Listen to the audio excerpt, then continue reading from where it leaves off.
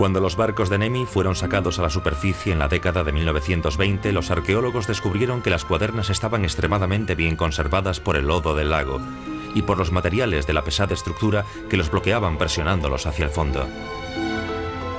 Sin embargo, muchos años antes del descubrimiento, la gente de los alrededores ya se había dado cuenta de que había un misterioso secreto en el fondo del lago Nemi.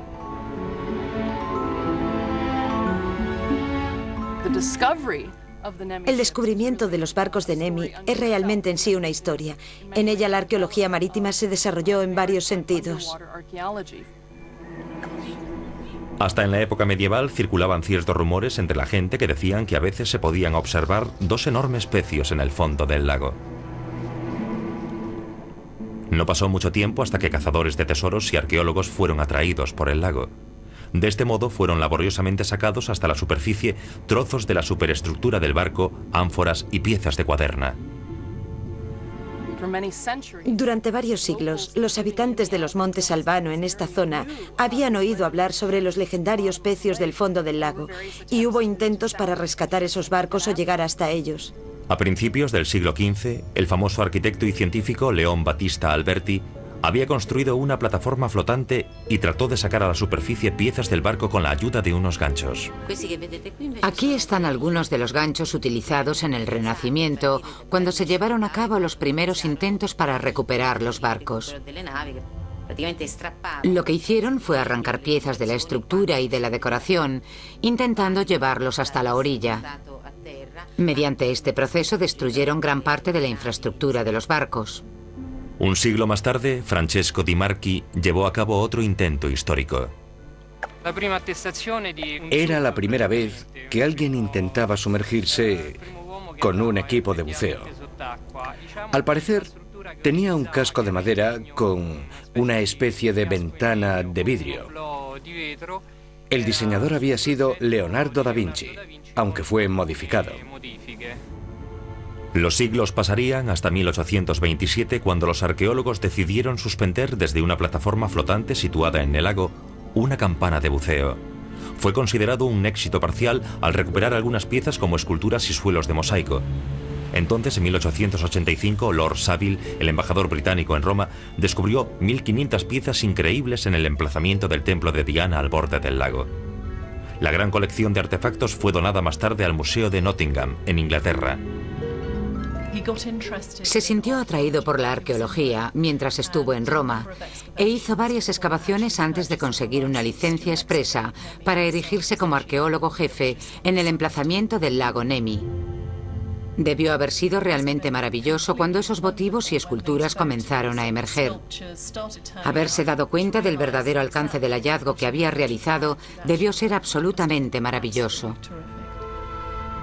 10 años más tarde, esa cabeza de bronce de Medusa fue rescatada de los barcos y las investigaciones para estudiar la viabilidad de recuperar los navíos se hizo. La Armada italiana reclutó a un buzo experto para establecer la ubicación exacta de los barcos. Los encontró a 180 metros de la costa y a 20 metros de profundidad. Pero a nadie se le ocurría una manera segura de sacarlos hasta que un cierto dictador apareció. Mussolini parece haber aprovechado cualquier oportunidad para asociar su régimen fascista con la gloria del Imperio Romano. Esto lo llevó a cabo patrocinando excavaciones, no solo en Roma, sino también en Ostia. Mussolini tenía la determinación de asociar las glorias del antiguo Imperio Romano con su propio régimen fascista y moderno. La mayoría de sus decisiones políticas y de sus mandatos estaban influenciadas por la civilización romana. Aspiró a convertirse en un moderno emperador y a restablecer las antiguas glorias del viejo Imperio Romano. Las excavaciones arqueológicas de Ostia, de Nemi y alrededores de Roma eran parte de su gran esquema. Mussolini estaba obsesionado con la arqueología romana. Esperaba asociar su estado fascista italiano con las glorias de la antigua Roma.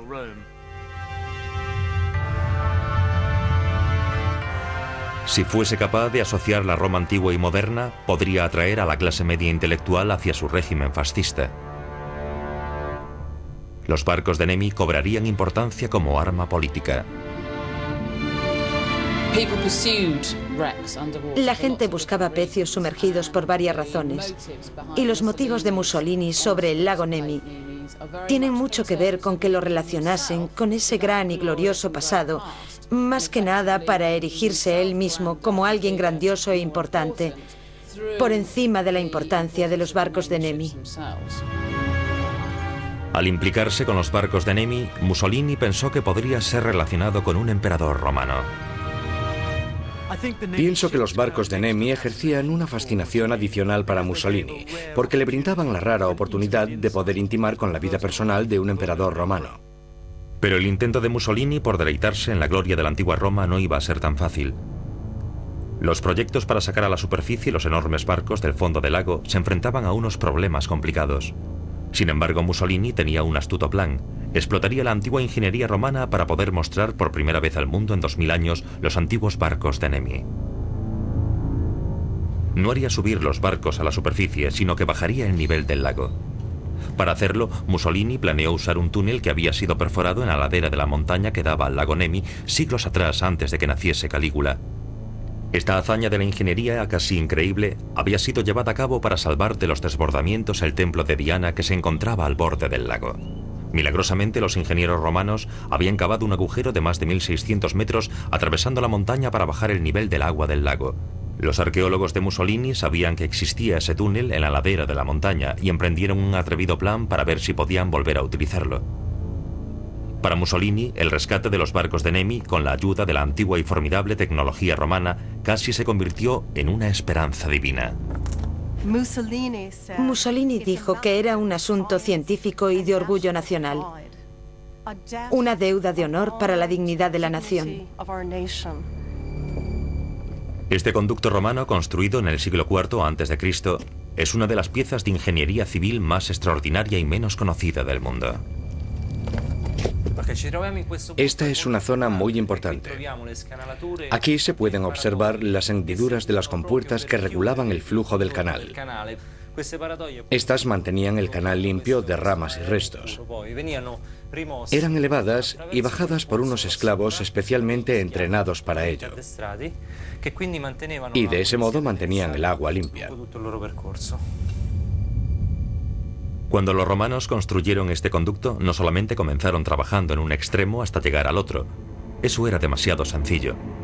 Tenían 2 equipos de excavadores, uno a cada lado de la colina, y sus técnicas eran tan precisas que los 2 grupos de trabajadores se encontraban casi con exactitud. Esta es una zona importante, porque se pueden apreciar las marcas realizadas por los picos de los esclavos que excavaron el conducto desde un lado del lago Nemi en dirección al flujo del agua.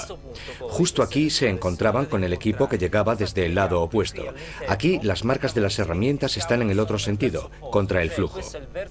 Este es el punto exacto en donde los 2 equipos se encontraron.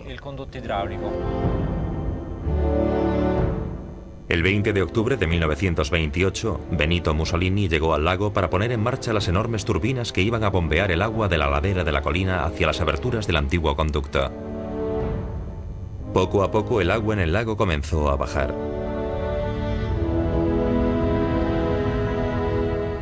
Era un momento triunfante cuando las bombas comenzaron a empujar el agua del lago hacia la colina. Lo que aparecería en el fondo del lago asombraría al mundo entero.